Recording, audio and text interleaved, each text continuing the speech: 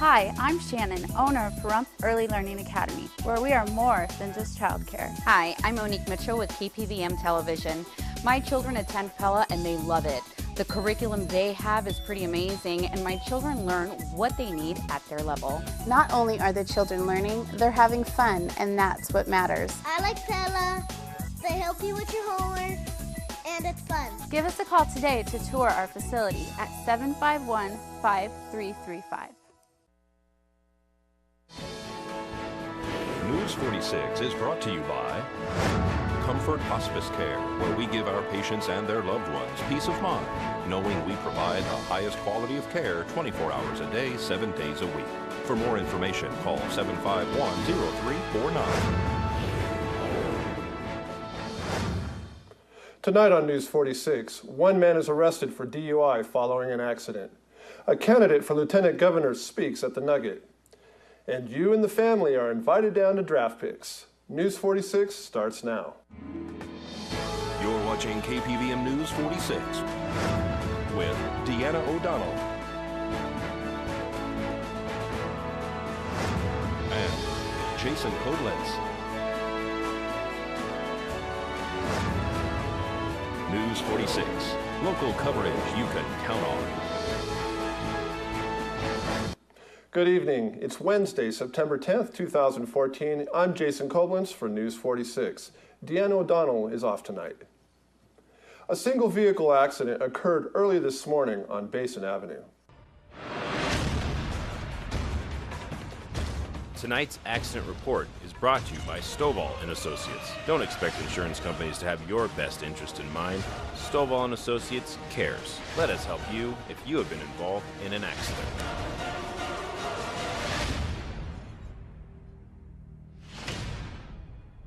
A single vehicle accident occurred this morning around 1 a.m. on Basin and Linda Streets.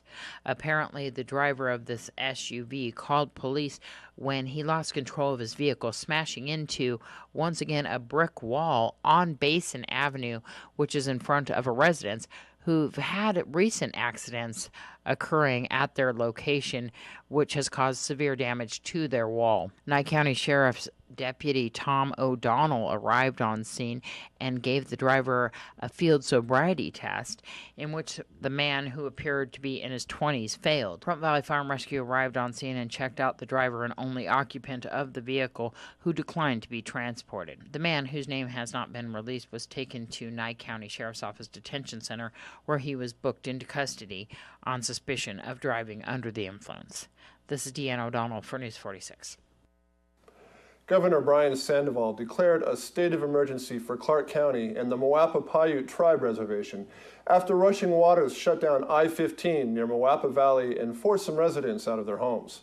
The closure has caused huge traffic headaches for drivers, especially truckers headed to Utah and Las Vegas. A Nevada Department of Transportation engineer said he has seen damage before, but nothing to this magnitude. Now the goal is to get traffic flowing again. The northbound lanes are in better shape than the southbound, so they are going to rebuild the northbound lanes, put barrier rails down the middle for two-way traffic. Such a fix will take about 4 days. The long-term plan of constructing a mile of the washed-out section of north and southbound I-15 will take more than a month. Drivers will now have to take diversions in order to get back and forth from Las Vegas to Utah. Lucy Flores is campaigning for the state of Nevada lieutenant governor seat for the Democratic Party. I was elected in 2010. I serve in the Nevada legislature. I represent District 28 Northeast Las Vegas. I'm going to keep this short as well and just tell you a little bit about myself and why I hope to have each and every one of your vote in November for lieutenant governor. So I was elected in 2010, as I said. Now, part of the reason why I so often share my personal story and where I came from to all of my public service, but also the perspective that I just bring to anything on a day-to-day basis. I've had to work very, very hard to get to where I'm at. And so in everything that I do, whether it's my elected office or my job as an attorney or anything that I do, it's with that same work ethic. But it's also the work ethic in terms of why I do what I do. I had a really hard time growing up in Northeast Las Vegas. You know, we grew up very poor, but it wasn't until my mom left when I was 9 years old that I started to experience problems at home. And it was then that I realized that without a support system at school and without a support system at home, I very quickly fell into the wrong crowd and began getting in lots of trouble. And I actually ended up on juvenile parole by 15 years old, and I was a high school dropout at 17.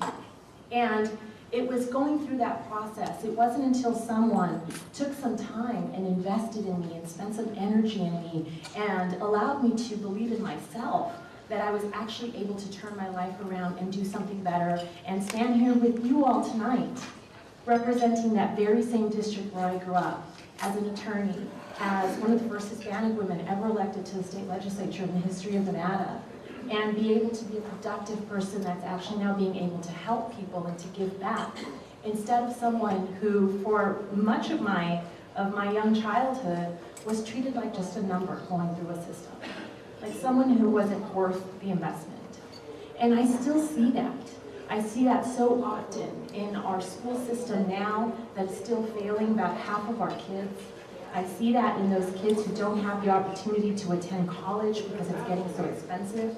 That's why it is so important for Kim Wallen to be elected, because we have to protect that Millennium Scholarship, ensure that our kids have the opportunity to afford college.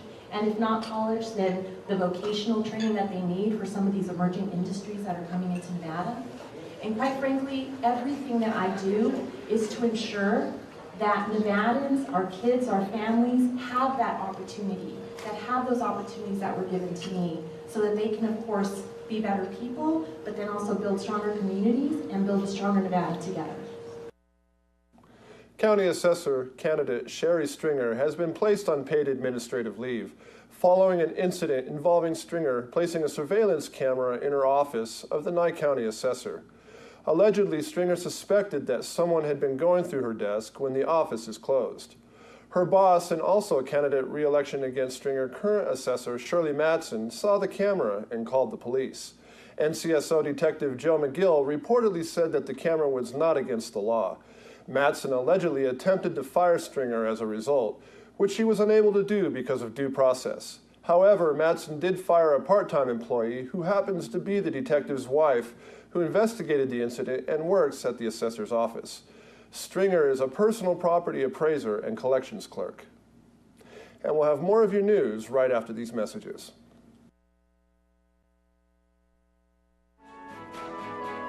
This portion of the news is brought to you by Inspiration Senior Living, where we provide affordable elegance to Pahrump area seniors. Give us a call at 751-2300 and make an appointment to tour our community. Welcome back to News 46. Women diagnosed with cancer in one breast can choose several treatments, including removing the cancerous breast, removing both breasts, or having breast-conserving surgery combined with radiation. A new study examined the use of these different options for women in California and whether there were any differences in the survival rates for these women. This health tip is brought to you by Desert View Hospital and Mountain Valley Physicians Group. Don't put your health on hold. We have time for you. Call us to schedule your appointment, 775-751-7100. During recent years, more and more women have been choosing a double mastectomy to treat cancer diagnosed in just one breast. The use of double mastectomy indeed increased steadily over time from the period of 1988 to 2011. What we don't know is what happens to those women afterward and whether they gain any benefit in terms of survival. Dr. Allison Kurian from Stanford University School of Medicine and Dr. Scarlett Gomez from the Cancer Prevention Institute of California and co-authors studied a database of women diagnosed with breast cancer in California during the past decade. They examined records of women with early-stage cancer diagnosed in just one breast who underwent a single mastectomy, double mastectomy, or breast-conserving surgery with radiation. We ended up studying more than 189,000 women for at least 7 years each. We were able to study the experiences of women from many different racial ethnic groups, socioeconomic backgrounds. The rates of double mastectomy to treat a one-sided breast cancer have increased at a rate of 14% a year. Women under age 40 were using double mastectomy at a much higher rate. In 2011, nearly a third of women in that age group were having double mastectomy. Women who had double mastectomy did not seem to have any better survival than women who had the other two surgical procedures. The women who had the single mastectomy did have worse survival than the other groups of women. The researchers found that women having double mastectomy tended to be non-Hispanic whites with a higher socioeconomic status and private insurance. In contrast, those having single mastectomy were more likely minorities with lower socioeconomic status and public insurance. We really need to improve on our strategies for communicating this kind of information to a patient who is making choices about how to treat her early breast cancer. Catherine Dolph, The JAMA Report. Double mastectomy also has a higher complication rate than single mastectomy or breast-conserving surgery with radiation. Authorities in Mississippi are holding a father of 5 in the deaths of his children ages 1 to 8. 32-year-old Timothy Jones Jr. is being held in Smith County on child endangerment charges and is awaiting extradition to South Carolina for prosecution. The children, reported missing from South Carolina last week, were found dead in Alabama on Tuesday. Their remains were discovered off a dirt road in Wilcox County. Jones led law enforcement to the crime scene. No other details were immediately available about how the children died. Neighbors told deputies that the children's father said he was moving with his children from his home near Lexington to another state. Jones and the children's mother were divorced. They shared custody of the children. Lillian Donahue is candidate for district court judge. We caught up with Lillian at the Pahrump Nugget. Campaign's going well. I'm very pleased with it. And so people can find out more about your campaign? Yes, they can. My phone number is 513-6997. I'm having a big party September 13th at the VFW from 4 to 8. That's only a week away. Saturday, September 13th, 4 to 8. So the public can come on there? Absolutely. Free refreshments, free fun. A former exotic dancer has filed a lawsuit against Dallas Cowboys owner Jerry Jones, accusing him of sexual assault. In the suit filed Monday in Dallas County, Jana Weckerly claims that Jones assaulted her in 2009 and that the Dallas Cowboys knew about and covered up the incident. Weckerly is seeking monetary relief of over $1 million, according to the suit. An attorney representing the team called the allegations completely false and a shakedown. They added that this is nothing more than an attempt to embarrass and extort Jerry Jones. Lorraine Russo Harper tells us about all the exciting activities going on at Draft Picks.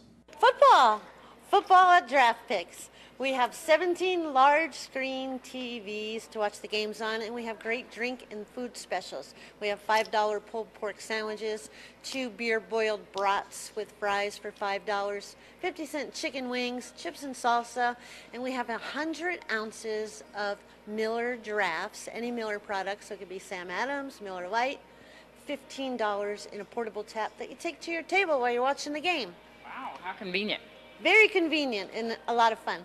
What's the $1.50 special for that Rolling Rock? Is that what? Rolling Rock, we have Rolling Rock beer on draft, and it's 16-ounce draft beer, $1.50 every day, all day. So all the games you guys have up here, you can just bring the party down here to Draft Picks? Absolutely, bring the party down, and if you don't have a party, come on down and join ours. There you go. For more information, stop by Draft Picks. We're located right next to the Best Western. Give us a call, 537-1111. And remember, every Monday night during the games, we give away team jerseys. After the break, we will have your entertainment this week with Deanna and Donald. Keep it. This portion of the news is brought to you by Nathan Adelson Hospice, proud to be the hospice of choice in Pahrump for 15 years. Please call 775-751-6700 to find out how Nathan Adelson can assist you.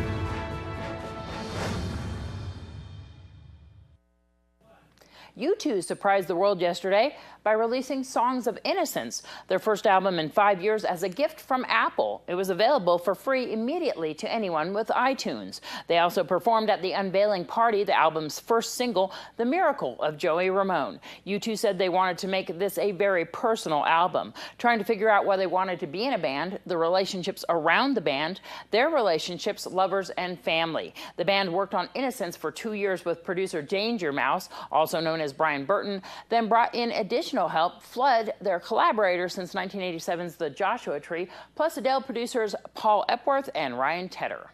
A virus is forcing Cher to postpone the opening of the second leg of her Dress to Kill tour this week. Cher was diagnosed over the weekend with what doctors termed an acute viral infection and has been required to be on full bed rest for several days. Though some shows have been rescheduled, she is expected to return to the stage in Allentown, Pennsylvania on Monday night. The 68-year-old Cher launched her current tour in March, selling out all 49 shows in the first leg, ending in July. Those shows grossed nearly $55 million from 610,000 fans. Another 30 shows across the United States are on the calendar over the next 2 months. The next show's leg should really live up to the Dress to Kill billing, as she adds new costumes designed by Bob Mackie. Actress Molly Glynn, who played an emergency room doctor on several Chicago fire episodes, died from injuries after a tree fell on her during a storm. 46-year-old Glynn was on a bike ride on a suburban Chicago trail with her husband Joe Faust when the accident happened.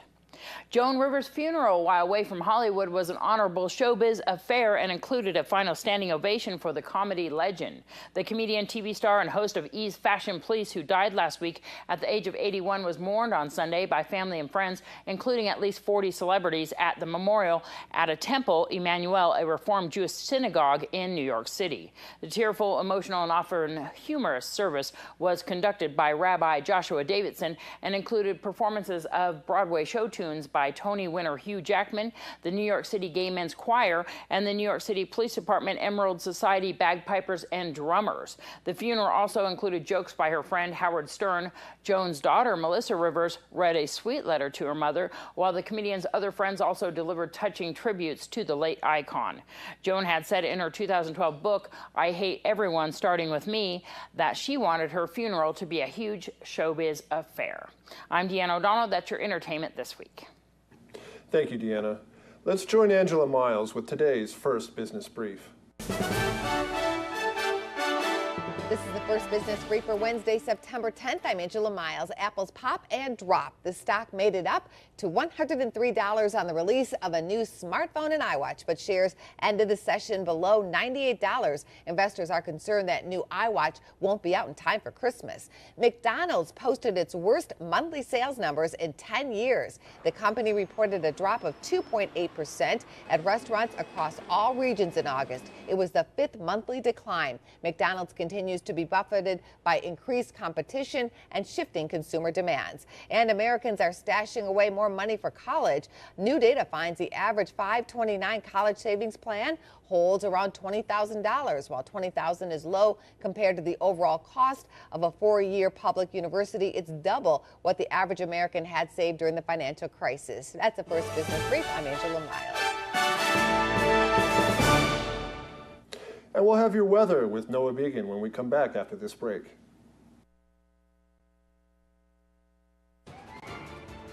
News 46 weather is brought to you by your local dairy farmers.